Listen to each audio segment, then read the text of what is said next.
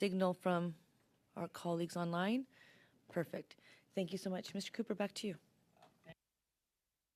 Chair, I will first read the motion into the record. That given the recent Globe and Mail reports written by Stephen Chase and Robert Fife, which brought forward shocking revelations regarding Beijing's strategy to interfere and influence Canada's democratic institutions, the committee, for the purpose of addressing this significant threat to our democracy, A, extend its study of foreign election interference by as many meetings as required to investigate these reports, and to that end schedule at least one meeting on February 23, 2023, and at least two meetings during the week of February 27, 2023.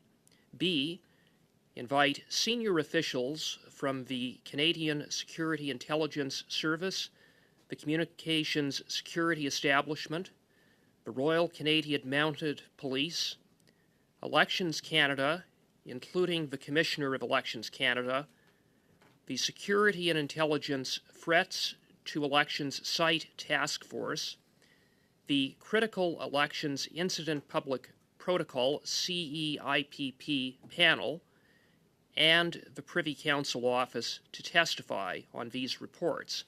C, invite Katie Telford, Chief of Staff to the Prime Minister, to appear along for a 2-hour meeting. D, invite the Honourable Melanie Joly, Minister of Foreign Affairs, to return to testify on these reports. E, invite the Honourable Marco Mendicino, Minister of Public Safety. F, invite the Honourable Dominic LeBlanc, Minister of Intergovernmental Affairs, Infrastructure and Communities, to return to testify on these reports. G, invite Jody Thomas, National Security and Intelligence Advisor to the Prime Minister. H, invite the Honourable Marc Garneau, former Minister of Foreign Affairs. I, invite the Honourable Bill Blair, former Minister of Public Safety and Emergency Preparedness. J, invite Vincent Rigby, former National Security and Intelligence Advisor to the Prime Minister. K, invite David Morrison, former Foreign and Defence Policy Advisor to the Prime Minister. L, hear each of the foregoing witnesses in public. And M, order the production of all memoranda, briefing notes, emails, records of conversations, and any other relevant documents, including any drafts, which are in the possession of any government department or agency, including CITE, CEIPP, any minister's office, and the Prime Minister's office, containing information concerning efforts by or on behalf of foreign governments or other foreign state actors to interfere in the 2019 and 2021 general elections, including the documents which were quoted in the Globe and Mail reports, provided that 1. These documents be deposited without redaction with the Office of the Law Clerk and Parliamentary Counsel in both official languages, and within 3 weeks of the adoption of this order. 2. The Office of the Law Clerk and Parliamentary Counsel shall promptly notify the committee whether the office is satisfied that the documents were produced as ordered, and if not, the chair shall be instructed to present forthwith, on behalf of the committee, a report to the House outlining the material facts of the situation. And 3, the Office of the Law Clerk and Parliamentary Counsel shall make as few redactions to the documents as is necessary to protect the identities of employees or sources of Canadian or Allied intelligence agencies, and as soon as reasonably possible, provide the redacted documents to the clerk of the committee to be distributed to all members of the committee. Madam Chair, that is the motion, and I bring it forward to expand the scope of the study that this committee is undertaking with respect to foreign election interference in light of the shocking Globe and Mail report last week written by Stephen Chase and Robert Fife, that is reportedly based upon their review of CSIS documents that reveals that a sophisticated strategy on the part of the CCP, the Chinese Communist Party, to interfere in the 2021 election. The Globe and Mail report characterized the Chinese Communist Party's interference campaign in the 2021 election as, quote unquote, an orchestrated machine. The report of the Globe and Mail indicates that this sophisticated strategy, this orchestrated machine on the part of Beijing to interfere in the 2021 election had two overriding objectives. The first was to see that the Liberal Party was reelected with a minority government, and secondly, that certain conservative candidates deemed unfriendly to Beijing be defeated. According to the Globe and Mail report, a CSIS report quoted an unnamed Chinese Communist Party consulate official as saying, quote, "The Liberal Party is becoming the only party that the PRC can support," end of quote. This campaign of interference reportedly involved the active participation and coordination of Chinese Communist Party diplomats in Canada, including Beijing's then Consul General to Vancouver, Ms. Tong, along with another former Consul General to Vancouver, Wang Jin. According to the Globe and Mail, CSIS characterized the activities of Ms. Tong and Mr. Wang as being involved in an effort to, quote, discredit, that they were involved in efforts to discredit and to rally support for the Liberals and to target conservative candidates and to work to see those candidates defeated. And that Ms. Tong and Mr. Wang, among other methods, used CCP proxies to achieve those objectives. Ms. Tong reportedly even boasted in 2021 about how she helped defeat two conservative members of parliament, including an MP who she described as, quote, a vocal distractor, end of quote, of the Chinese Communist Party. The scope and sophistication of this reported campaign of interference is troubling in terms of its multi-dimensional approach that Beijing took that involved such tactics as funneling money to candidates through illegal, undeclared cash donations, having business owners hire international students on the basis that they were being hired to work for those businesses, when in fact they were being illegally paid to work for election campaigns on a full-time basis for certain Liberal candidates, that there were active disinformation campaigns specifically targeting conservative candidates, and that there was collusion between political campaigns and this Chinese Communist Party foreign interference network. So let me repeat what is being reported to have happened: illegal cash donations, disinformation targeted against conservative candidates, collusion with liberal candidates, the widespread use of proxies to advance the Chinese Communist Party's objectives of helping the Liberal Party and working to defeat certain conservative candidates, all coordinated and directed by Chinese communist diplomats on Canadian soil.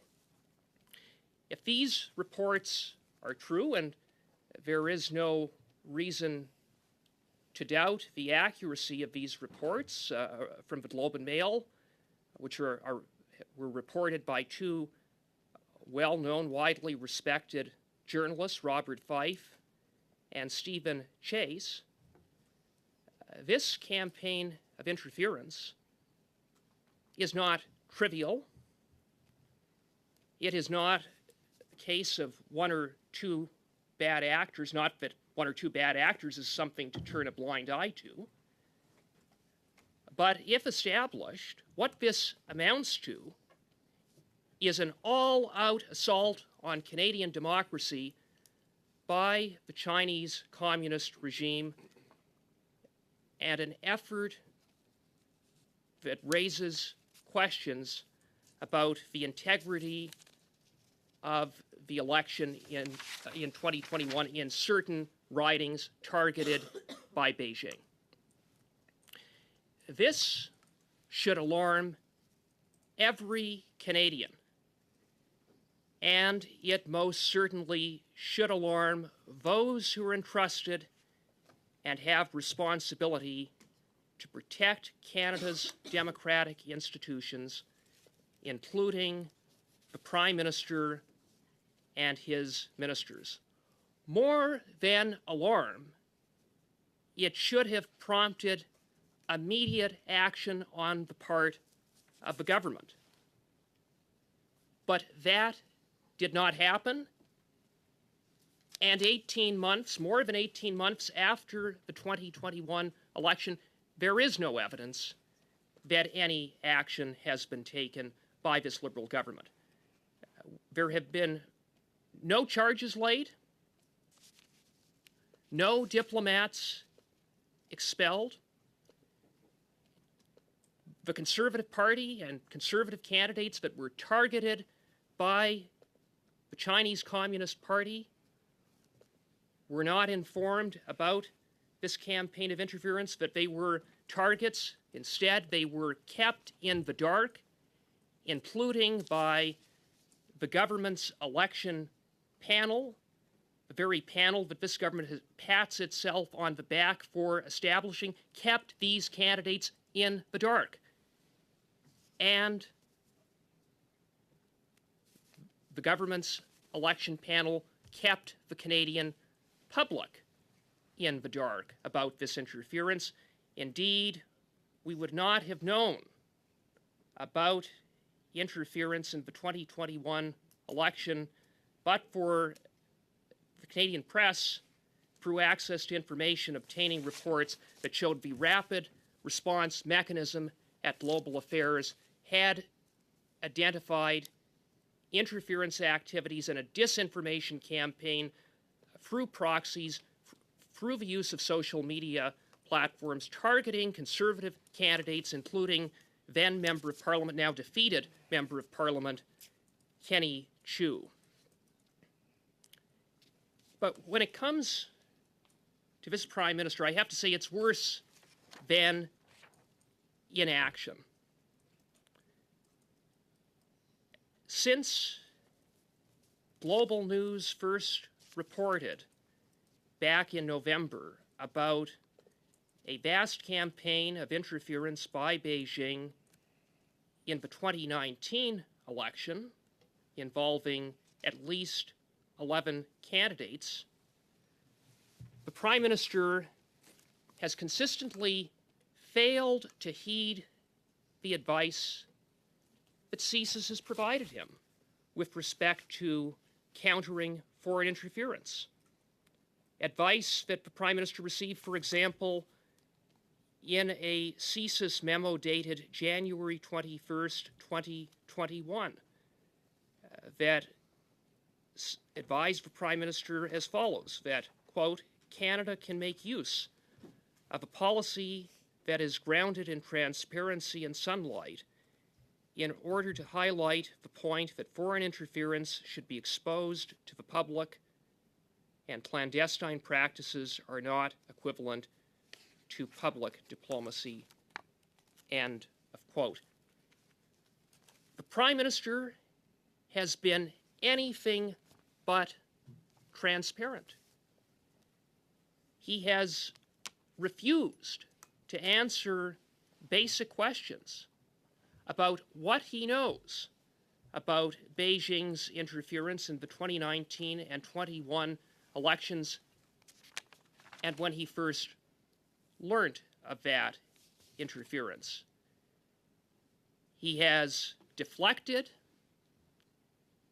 and engaged in political spin using, among other things, carefully crafted language, such as saying that he was not briefed about candidates receiving money from China, even though, based upon the briefing document that Global News reported back in November, no one was alleging that that candidates receive money from China as if Beijing just writes a big, fat check to individual candidates, but rather what is at issue, is a reported vast campaign of interference in the 2019 election campaign, and now a vast campaign of interference in the 2021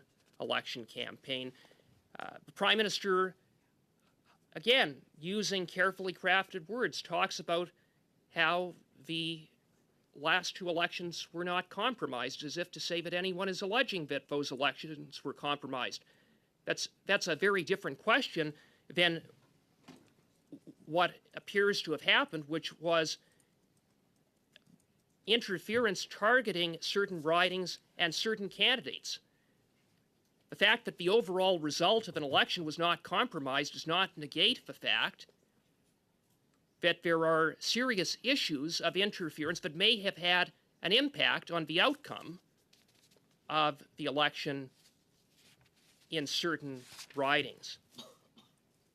Canadians deserve to know why, in the face of this reported vast campaign of interference by Beijing, the Prime Minister and ministers in his government continue to obfuscate and downplay the seriousness of this interference and have failed to take any meaningful action to protect our democracy against this serious threat. It seems as if the Prime Minister is content to turn a blind eye to this interference because this interference benefited the Prime Minister and the Liberal Party. And so, in the face of the obstruction, the non-answers, the lack of transparency on the part of the Prime Minister, we have put, and in light of the very shocking new facts that have been reported about what happened in the 2021 election, it's important that in order to get to the bottom of election interference, that this committee expand the scope of its study, call in responsible ministers so that they can be asked questions, so that they can be held accountable, and so Canadians can learn what Canadians deserve to know, and that is about the scale and scope of Beijing's interference in the 2021 election campaign, and also to work to ensure that interference of the kind that has been reported, or any interference for that matter, is not repeated in future elections. And so I hope that this committee will move forward to pass this motion so that we can, as expeditiously as possible, expand the scope of the study and hold hearings. Thank you, Madam Chair. Thank you, Mr. Cooper. Just so we're all on the same page, I have Mr. Berthold, followed by Ms. O'Connell, followed by Mr. Fergus. If there's anyone who wants to be added, Madame Gaudreau, just give me a signal. Mr. Berthold. Merci beaucoup, Madame la Présidente. Merci à mes collègues. Thank you, Madam Chair, and thank you to my colleagues for